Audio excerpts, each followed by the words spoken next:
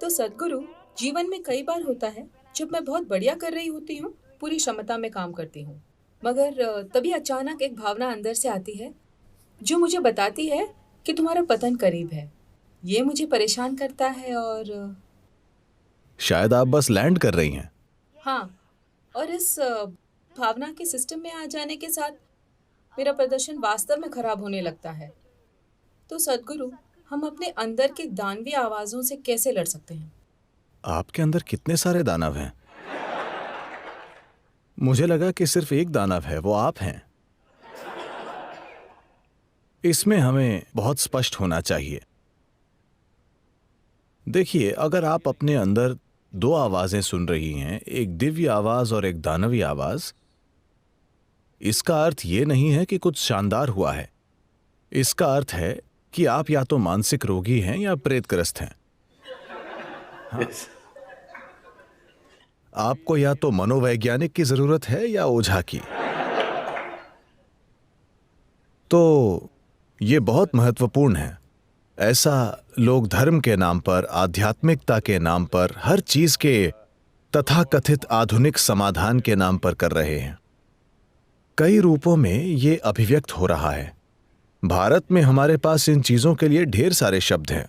अगर आप किसी से कुछ कहें, ओह ये मेरे संस्कार है, मेरा अहम ऐसा कर रहा है, ये मेरी आत्मा है, ये मेरा ये है, ये मेरा वो है। अच्छा, अगर बहुत से लोग आपके अंदर से बोल रहे हैं, अगर बहुत से लोग इस एक शरीर में फंसे हुए हैं, तो ये एक बीमारी है ना? हेलो? अगर इस शरीर में एक से अधिक लोग हों, तो ये बीमारी है या नहीं? सिर्फ एक। ये शरीर सिर्फ एक के लिए बना है ना?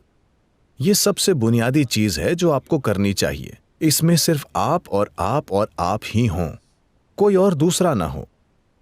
जैसे ही कोई दूसरा होता है, ये एक चाल है। शुरू में आप ये चाल चलते हैं। जब कुछ अच्छा होता है, बिल्कुल ये मैं ही हूं। जब कोई चीज नहीं होती है, मैं नहीं जानता, कोई दूसरी आवाज, कोई और, मेरा अहम, मेरा।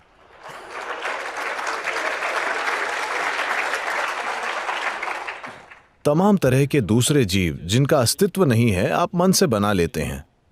आप इसे आत्मा, परमात्मा कह सकते हैं। ईश्वर आपके अंदर बोलता है, शैतान आपके अंदर बोलता है। देखिए, जब भी लोगों ने कहा, भगवान ने हमसे कहा, मुसीबतें आई हैं।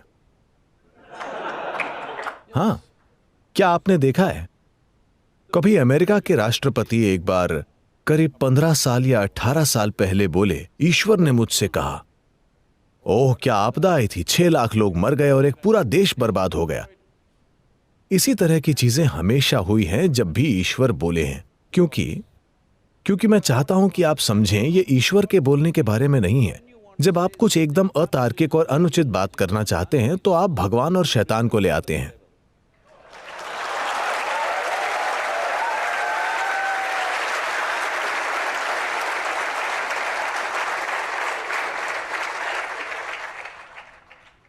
इसलिए अगर एक आवाज से अधिक है, तो आपको बाकी आवाजें मारनी होंगी। इसके लिए आपको समझना होगा कि मनुष्य का दिमाग जटिल है। तो हम जो हैं, उसकी जटिलता हमारा सबसे बड़ा उपहार है कि नहीं? दिमागी जटिलता ही हमें वो बनाती है जो हम हैं। यह सबसे बड़ा उपहार है, मगर इसी से हर इंसान दुखी भी है। मैं आप सभी से पूछता हूं, पिछली बार कब आपको खंजर से मारा गया था? हेलो? नहीं, वे वाकई आपको अनदेखा कर रहे हैं। शायद सबसे बड़ी चीज जो आपके साथ हुई है कि एक मच्छर ने आपको काट लिया। इस तरह का कष्ट दुनिया आपको दे रही है। बाकी सभी कष्ट खुद के दिए हुए हैं, है ना?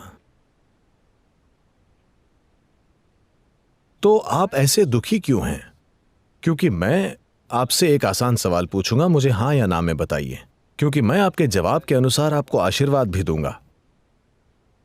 आप अपनी बुद्धि को तेज बनाना चाहते हैं या मंद?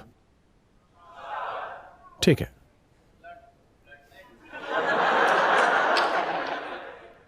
ये लोग किस विभाग के हैं?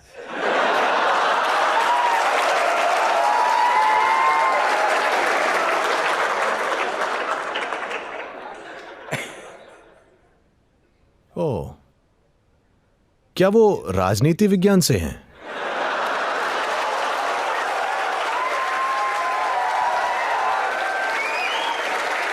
Is it one of the disciplines, sir? क्या ये यहां एक विषय है? नहीं, फिर कैसे? आपके कॉलेज में घुसपैठ है।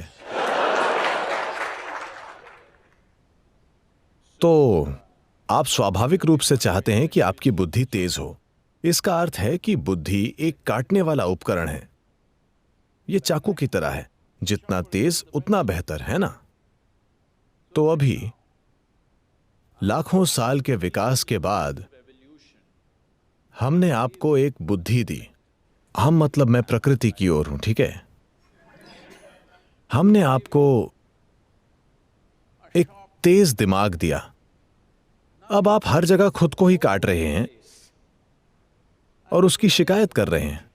नहीं नहीं, जब आपको कोई तेज चीज दी जाती है तो आपको सीखना चाहिए कि उसे कैसे पकड़ें, है ना? आपको सीखना होगा कि उसे कैसे संभालना है। अगर आप उसे गलत सिरे से पकड़ेंगे या अगर आप लापरवाही से चलाएंगे तो आप खुद को ही काट लेंगे।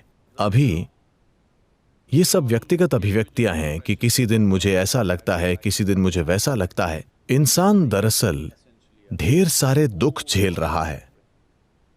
कोई युद्ध वाले इलाके में है, कोई सूखाग्रस्त इलाके में है।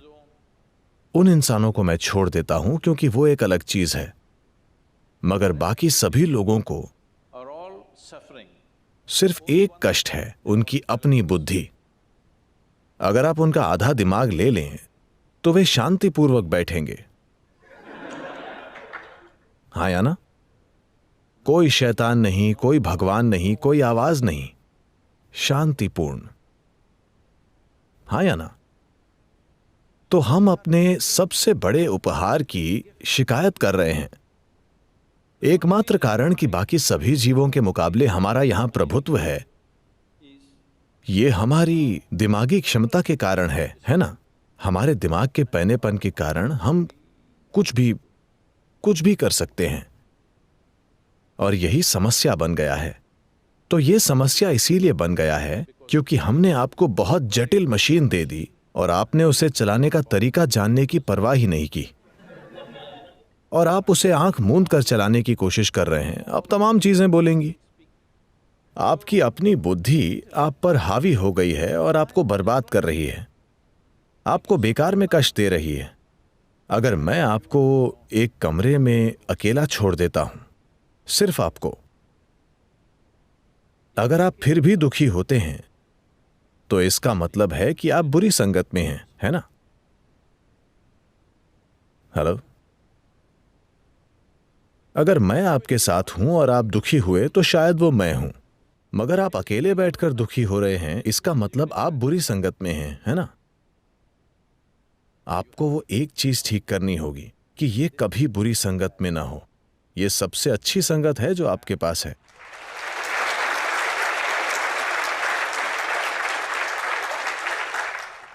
इसके लिए एक सरल इलाज है। सरल इलाज बस ये है, आप बस इतना देखना शुरू कीजिए, मेरे जीवन में मेरे साथ जो भी हो, अच्छी चीजें हों, बदसूरत चीजें हों, बकवास हो, शानदार चीजें हों, चाहे जो कुछ भी हो, और मेरे जीवन में जो भी नहीं हुआ वो सब मेरी जिम्मेदारी है। तब सिर्फ एक व्यक्ति होगा। अगर आप देखते हैं कि यह मेरी जिम्मेदारी है तो सिर्फ एक व्यक्ति होगा, वरना यहां से भगवान बोलेंगे, वहां शैतान बोलेगा, यहां से आत्मा बोलेगी और कहीं और से परमात्मा बोलेंगे, और वे सब आपको पागल कर देंगे।